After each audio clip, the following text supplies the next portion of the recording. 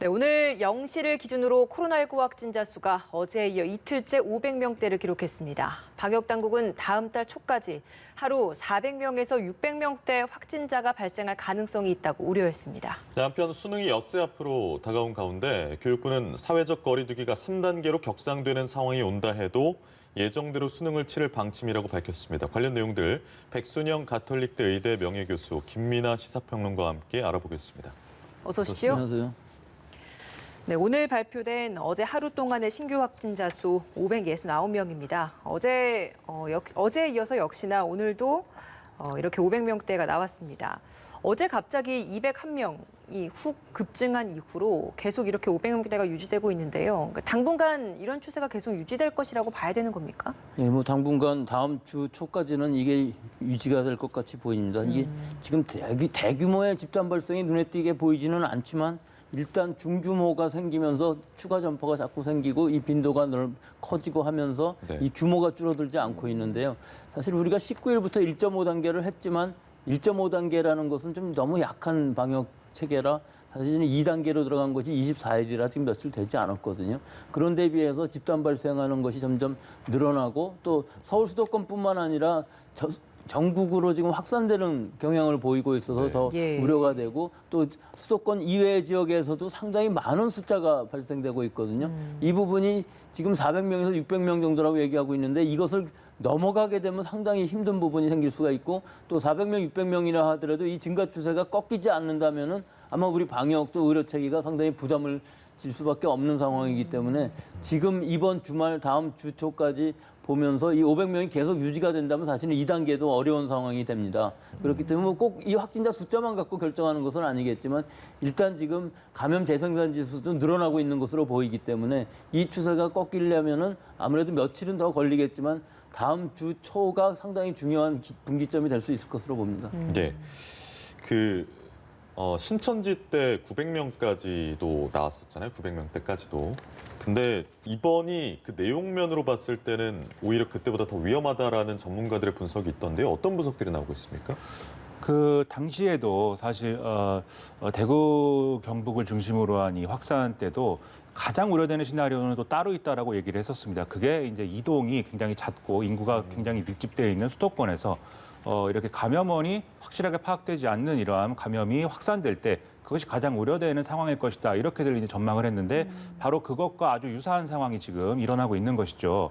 특히 이제 그 무증상 감염이라든지 무증상 전파 이런 것들이 굉장히 빠르게 일어나고 있는 것으로 지금 확인이 되고 있고 그리고 일상생활과 굉장히 밀접한 곳에서 감염원들이 계속 확인이 되고 있기 때문에 그리고 그것을 지금 우리 방역당국의 역학조사나 이런 것들이 따라가기가 어려운 상황들이 지속이 되고 있기 때문에 그때와 비교해서도 지금이 사실은 좀 더 무서운 어떤 그런 상황이다. 이런 평가들이 나오고 있고요. 특히 이제 젊은 세대에 이제 또 감염 비율이 상당히 늘어났는데 고령층보다는 이제 젊은 사람들이 훨씬 더 이제 활동 반경이 넓고 활동을 여러 가지를 하기 때문에 그 점에 있어서도 훨씬 더 우려되는 상황이다. 이런 분석들이 나오고 있습니다. 예. 오늘 나온 수치를 보면 서울에서 역시나 200명이 넘었습니다. 서울에서 204명, 경기에서 112명이나 나왔는데 수도권에서의 확산세가 유독 지금 심각한 상황이지 않겠습니까? 특히 서울 지역 같은 경우에는 오늘 말씀드린 것처럼 200명이 넘은 이 상황에서 감염학회에서 이야기하는 바에 따르면 1, 2주 후에는 뭐 하루 1000명의 확진자, 그러니까 전체적인 발표에 있어서 1000명의 확진자가 나올 수도 있다. 근데 그 주된 게 아무래도 수도권일 것 같아서 지금 이 상황, 수도권의 상황에 대해서는 좀 어떻게 보고 계신지도 궁금합니다. 그 감염학회에서 예상하신 것은 지금 얼마 전에 1.55 정도의 감염 재생산 지수일 때를 계산했을 때 방역이 이대로라면은 그 숫자가 분명히 나올 것이다 하는 것인데 사실은 항상 그 방역이라는 것은 이런 상황이 되면은 좀 더 강화를 하는 것이기 때문에 꼭 1000명까지 가지는 않는다 할지라도 상당히 지금 위험한 상황이 있는 것이죠. 이미 8월 달에 감염 규모는 벌써 넘어갔고요. 2, 3월에 있는 신천지의 감염 규모도 넘어갈 것으로 보입니다. 또 이렇게 장시간 많은 유행이 생기게 되면은 이것이 줄어들기도 상당히 어렵거든요. 근데 이게 서울 수도권에서의 원인을 보면은 사실은 인구 밀도가 굉장히 높고 사람들 간의 접촉이 크면서 지금 또 겨울철로 들어가기 때문에 실내 환경이 굉장히 열악해지면서도 우리는 실내 환경을 많이 하는 이런 상황이기 때문에 대부분의 지금 감염들을 보면 실내에서 많이 일어나고 있는 것은 분명하고요.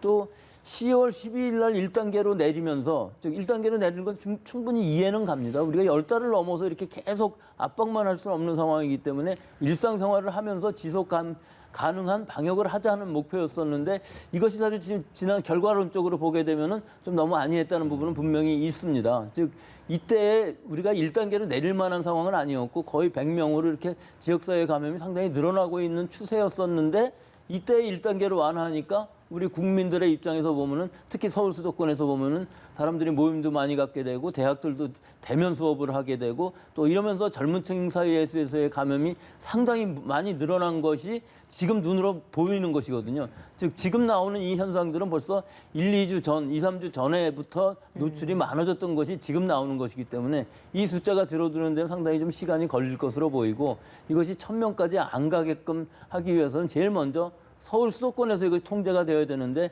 지금은 그 상황이 좀 어려워 보이는 부분들이 분명히 있고 지금 이 숫자만으로 보면 전국적으로 2단계를 하는 것이 맞는 숫자까지 벌써 갔는데 다른 지역적인 확산은 뭐 그 수준까지는 아니지만 전국적인 규모로 봤을 때는 2단계는 맞습니다만은 아마 정부 당국도 2단계 지금 전국의 2단계는 아직 고려하고 있지는 않은 것으로 보이지만 이것이 점점 지속된다면은 2단계를 할 수밖에 없는 상황도 맞을 수 있을 것이라고 봅니다.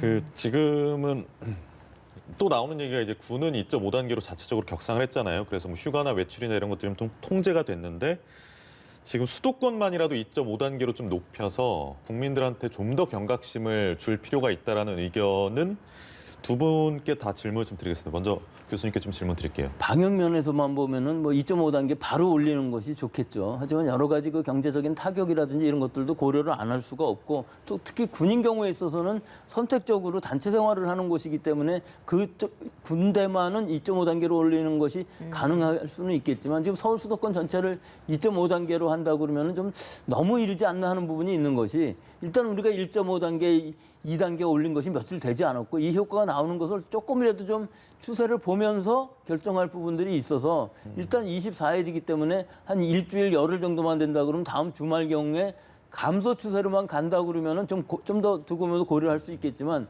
다음 주 초쯤 됐는데 상당히 많이 늘어난다 하는 상황이 추세적으로 이것이 증가다 하는 것이 보인다면은 2.5단계 선제적인 그 강화도 지금 고려를 해봐야 될 만한 시점이라고는 봅니다. 그러니까 다음 주 초를 봐야 된다. 이런 말씀을 근데 계속 다음 주 초도 강조하시네요. 사실은 이르긴 한데요. 지금 24일 날 2단계로 올렸고 우리 국민들도 사실은 그 전주부터 좀 경각심을 가지고 이동을 줄이기는 했습니다만은 상당히 좀 제한적이거든요. 지금 상황에서 보면은 좀 더 시간이 걸릴 것으로 보이는데 다음 주 초쯤에 이 추세가 급격하게 올라가지 않는다면 조금 더 지켜볼 수 있지만 이것이 진짜 감염학회 예상대로 1000명 정도씩 올라가고 그러는 상황에서 우리가 이 숫자만 가지고서 지금 2단계다 하고 있을 수는 없고 또 이 실제 숫자로만 보더라도 한 며칠 더 5, 600명, 뭐 7, 800명 올라간다 그러면은 일주일간의 평균이 400명, 500명 수준으로 되는 것이거든요. 그러니까 자연적으로 2.5단계로 갈 수밖에 없는 상황이 되는데 좀 희망적으로는 그렇지 않고 2단계의 이 통제 효과가 좀 들었으면 좋겠습니다. 네. 알겠습니다. 말씀하신 대로 지난번에 이제 거리두기 단계를 정했기 때문에 최대한 거기에 맞게 이제 조치를 하는 것이 그렇게 하도록 노력하는 것이 지금은 필요할 것 같고요.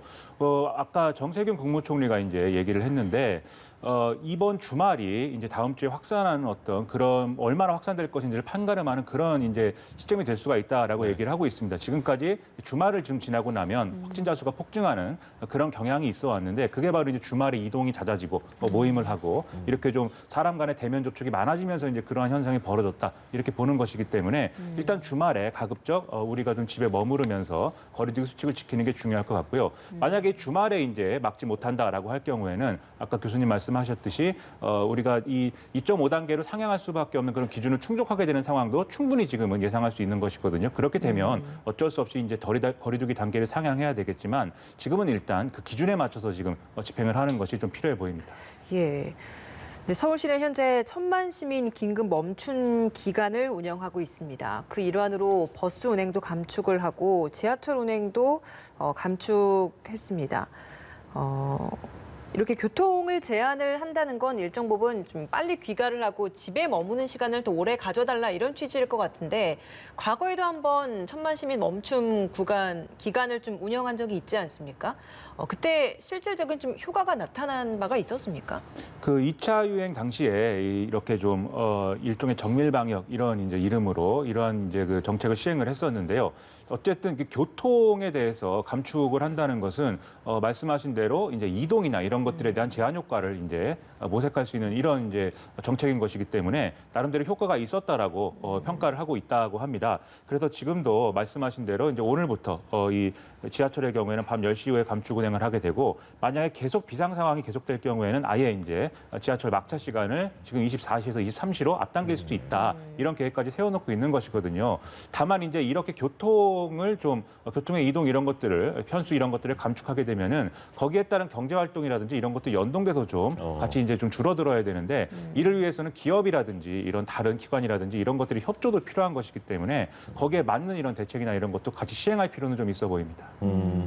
이렇게 대중교통을 좀 간편하게 되면 풍선 효과가 일어나지 않을까 이런 부분 걱정하시는 분들도 있던데 여기에 대한 교수님 의견 어떠세요? 근데 지금 우리 상황을 보면 서울 수도권에도 상당히 시민들이 긴장감을 가지고 있는 것은 사실인 것 같아요. 그래서 교통량 감소는 사실은 차량, 지하철, 시내버스 전부가 줄어들어야 되는 것인데 실제 지금 상황들을 보면은 상당히 많이 줄어들고 있는 것으로 보이고 또 오늘 금요일이기 때문에 더 중요한 것은 내일 모레 주말 사이에 외부로 많이 여행을 가면서 지금 주말을 즐길 시간이 아니라는 것.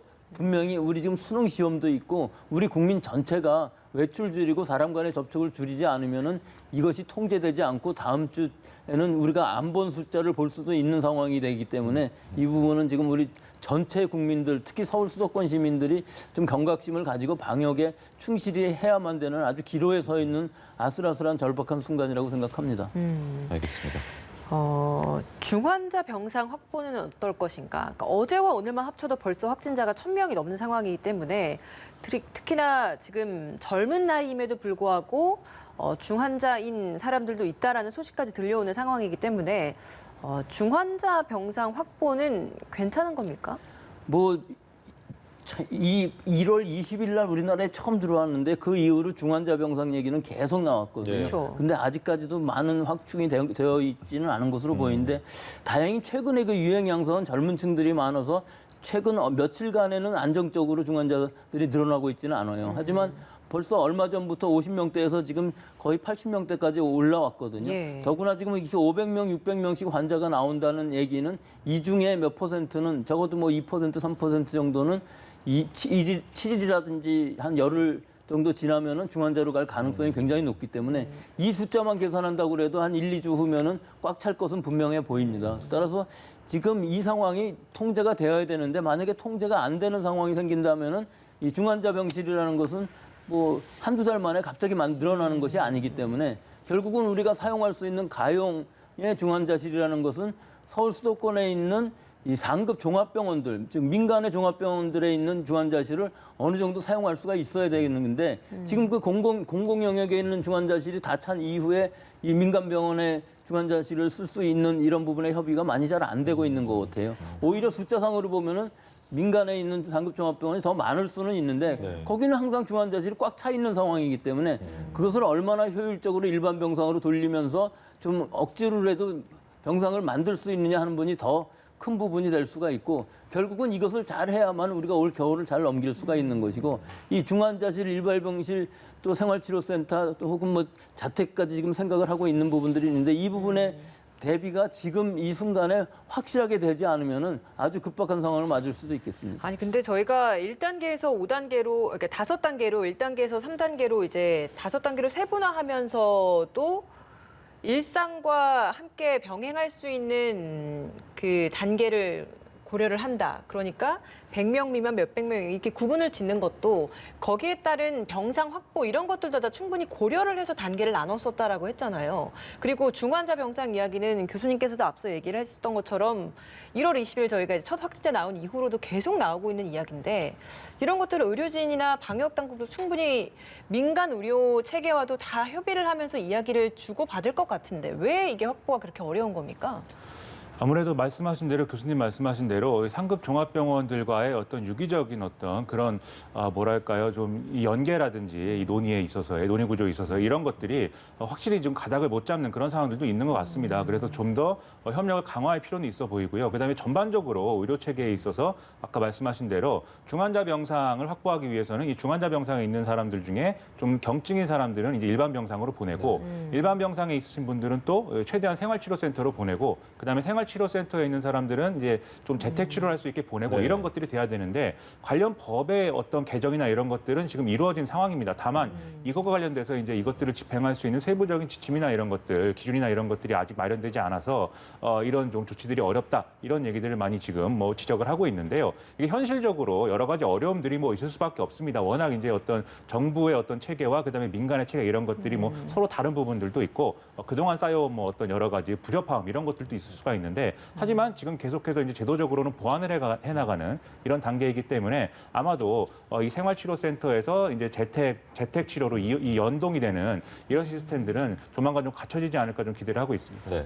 K-방역 자체가 세계적으로 선도적인 입장에 있기 때문에 우리가 해외 사례를 뭐 참고 정도만 하면 되겠습니다만 재택치료 같은 경우에는 해외에서는 이미 좀 운영이 되고 있는 부분이죠. 그렇습니다. 해외 사례들을 뭐 여러 가지 검토를 해보면 대개 이제 그 재택에서 치료를 받도록 하고 예를 들면 집에 있으면서 치료라는 게 뭐 사실 코로나19도 일종의 이제 뭐 어쨌든 우리가 유사하게 보면은 독감이나 이런 것과 또 유사한 부분들이 있지 않습니까? 네. 그러다 보니까 자택에서 해열제라든지 이렇게 좀 이 바로 일어나는 증상들을 완화시킬 수 있는 이런 어떤 치료를 하면서 좀 이 증상이 좀 가라앉기를 좀 기다리는 기간이라든지 이런 것들이 필요하니까 그런 것들에 대한 지원을 해주면서 재택 치료를 하는 사례들이 많이 있는 거거든요. 그래서 이 해외 사례를 우리가 얼마나 우리에 맞게 소화할 수 있는가 이런 것들을 검토를 하면서 좀 생산적으로 논의를 이끌어가는 것이 지금 필요한 것 같습니다. 알겠습니다. 앞서 제가 잠깐 언급했습니다만 젊은 층 감염이 한 달 새에 28%나 늘었고 이 젊은 층 중에서도 인공호흡기가 필요한 중환자도 19명이나 된다고 합니다. 젊은 층은 우리가 흔히 전파력이 강하다 이런 이야기는 있었지만 처음은 경증이었다가 이게 중증으로 악화될 가능성도 배제할 수는 없는 겁니까?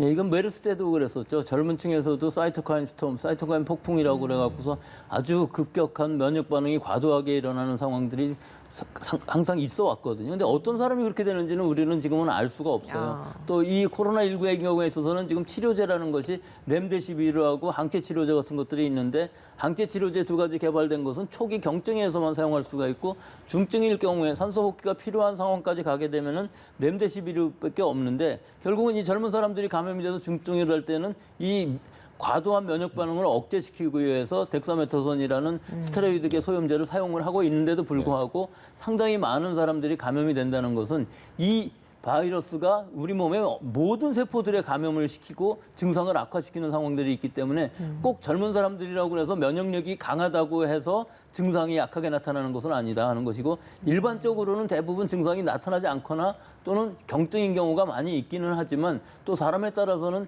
젊은 층에서도 이렇게 중증으로 가고 사망하는 경우들도 분명히 있기 때문에 젊다고 해서 이것이 증상이 약하다 그렇게 얘기할 수는 없는 지금 상황입니다. 알겠습니다. 수능 이야기도 좀 해볼게요. 유은혜 부총리가 어제 이 시간에 대국민 호소문을 발표했는데 그 골자가 학부모의 마음으로 동참을 전 국민이 좀 해달라. 그러니까 불효불급한 외출이 아니면 좀 자제를 해달라는 건데 그러면서 하는 말이 이제 수험생하고 가족들은 집 안에서도 방역 수칙을 지켜달라라고 했는데 이거는 되도록 집 안에서도 마스크를 좀 써달라 뭐 이런 뜻인가요? 어떻습니까? 예, 제가 처음에 이 얘기를 할 때 상당히 과도하다고 생각을 했었는데요. 사실 수험생의 입장에서 보면 이게 일생일대의 시험이거든요. 그러니까 우리가 지금 자가 치료를 할 때의 그 여러 가지 수칙들이 있습니다. 일단 집에서 있으면서도 즉 외출은 되도록 하지 않아야 되겠죠. 하지만 식구들이 감염되었을 경우에는 그것이 코로나19가 아니더라도 감염이 되면 열이 날국을 할 수 있거든요. 그렇기 때문에 방을 따로 쓰고 화장실 따로 쓰고 식사 따로 하고 얘기할 때에도 2m 거리 두고서 마스크 쓰고 또 그다음에 환기 소독 잘하고 하는 것을 지금 짧은 시간이니까 앞으로 6일 남았으니까 6일 동안 이것을 다 지키고 또 집안 식구들 중에 누구 하나라도 증상이 있다 하면은 바로 집에서 떠나서 친척 집에 가서 주무시든가 아니면 정 안 되면 호텔이라도 가서 주무셔서 접촉을 줄여야만이 본인이 만약에 뭐를 그 수험 당일날 발열이 된다든지 혹은 이 진료를 받아야 되는 상황까지 갈 수도 있는 것이기 때문에 이게 지금 굉장히 어렵습니다. 그 전날 만약에 증상이 나타나면은 보건소 가서 진단을 받으라고 하는데 예. 이것은 현실적으로는 어려운 일이에요. 왜요? 수험생 입장에서 보면 불안하기 전날에 때문에. 증상이 나타났을 때 과연 가서 진단을 받게 되면은 본인이 불이익을 얻게 되는데 일단 당일날 격리된 시험실에서 시험을 보는 것이 더 낫지 진단을 받으러 가지는 않을 것으로 보이기 때문에 일단 열이 나지 않게끔 하는 것이 중요하지만 그것이 자기 마음대로 되는 것은 아닐 것이고요.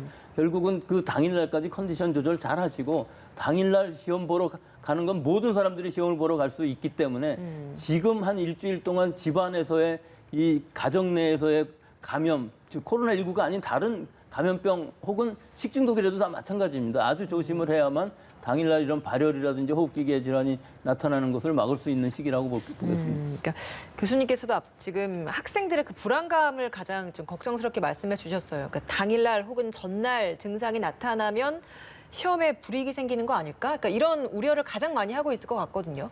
교육부 차원에서도 그런 것들을 최소화하기 위해서 지금 준비를 철저하게 하고 있는 거죠.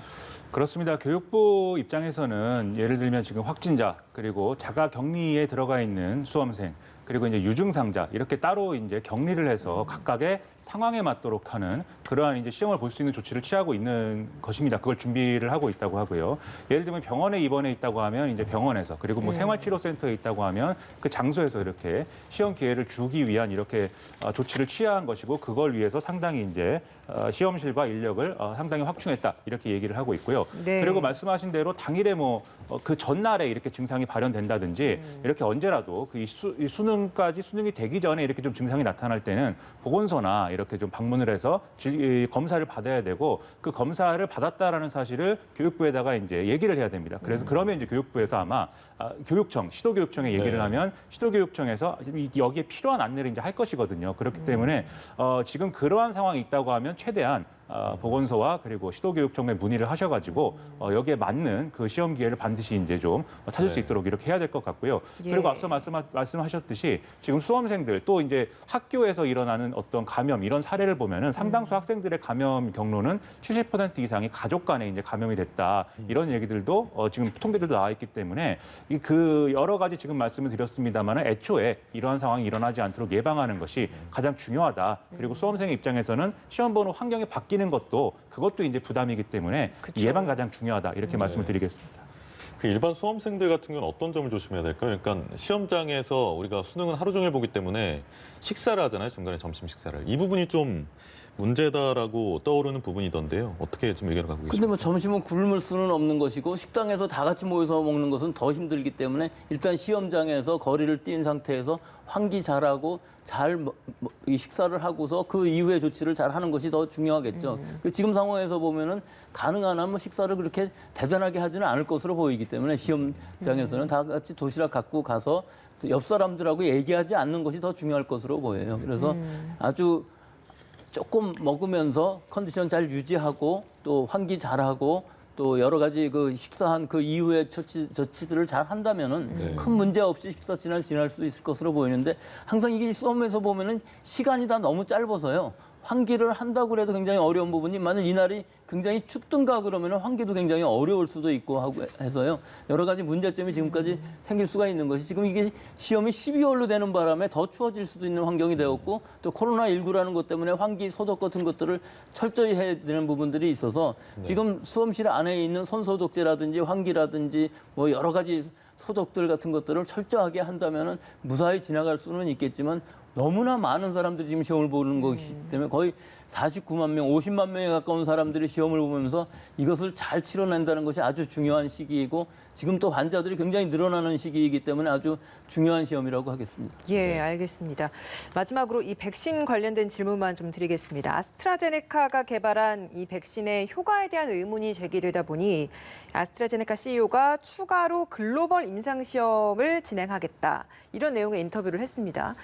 이거는 추가로 예. 하는 거죠. 긴급 사용 승인 받을 때까지는 지금까지의 중간 결과를 가지고서 긴급 사용 승인을 받는데 이 아스트라제네카가 좀 실수를 많이 했어요. 실수로 1차에 반만 줬는데 이 효과가 90% 이상이었다. 네. 또 거기에 그 90% 이상이었던 사람들은 55세 이상이 대부분이었다고 그래요. 그래서 여러 가지로 좀 불신을 주니까 일단 긴급 사용 승인은 뭐 파이자나 모더나나 다 같이 셋이 같이 진행은 될 것으로 보이지만 일단 신뢰를 얻기 위해서는 좀 대규모의 임상시험이 필요한 것이 이거 실수를 했기 때문에 얼마 안 됩니다. 그래서 이 90%라는 효과가 사실 많이 떨어질 수는 있어요. 실제로 접종 상황에 가면은 꼭 90%가 아니라도 예방 효과는 충분히 있는 것이지만 이것을 확실하게 하기 위해서는 글로벌로 임상 3상을 좀 더 진행해야 되고 좀 더 통제된 범위 안에서 확실하게 증명을 할 필요가 있어서 아스트라제네카에서 이렇게 하는데 이 아스트라제네카는 원래 영리 목적으로 하지 않았다고 하기 때문에 아마 고의적으로 했던 것들은 아니고 지금 현재 상황으로 보면은 효과는 충분히 있는 것으로 보이고